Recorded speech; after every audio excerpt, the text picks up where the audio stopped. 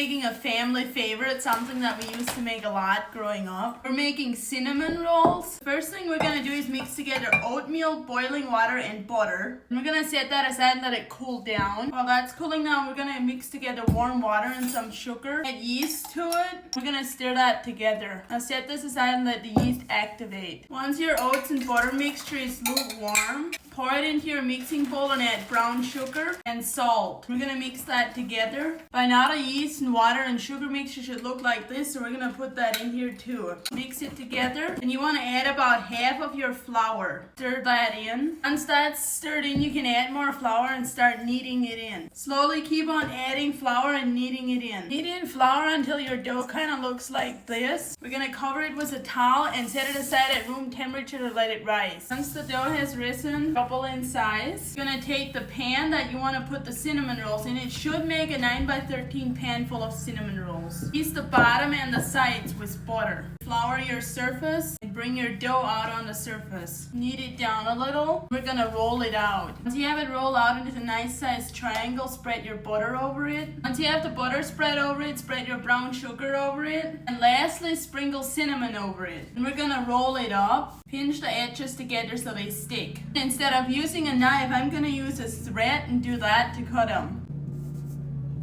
Once you have them all in your pan, take some cream and drizzle some over the top of each cinnamon roll. This will make the cinnamon rolls extra moist. Once you have them all topped, set them aside and let them rise. Once those things are done rising, we're gonna go put them in the oven. While those are baking, we're gonna make our icing. I always call this caramel icing. It's made with brown sugar, cream, and butter. Stir all of that together. We're gonna go put it on the stove and let it come to a boil. Once that caramel mixture is done boiling, you wanna let it cool off. I just pulled these out of the oven, so now I'm gonna set them on this crate to cool off. Once your caramel frosting mixture is cold, add vanilla and powdered sugar. You're gonna stir that together. I'm gonna keep adding powdered sugar until the frosting is the right consistency. This is how it should look, so now we're gonna put it on top of our slightly warm cinnamon roll. If you don't want to use caramel frosting on these, you can use whatever frosting you want. Now that these are done, let's take one out and taste them. What it looks like.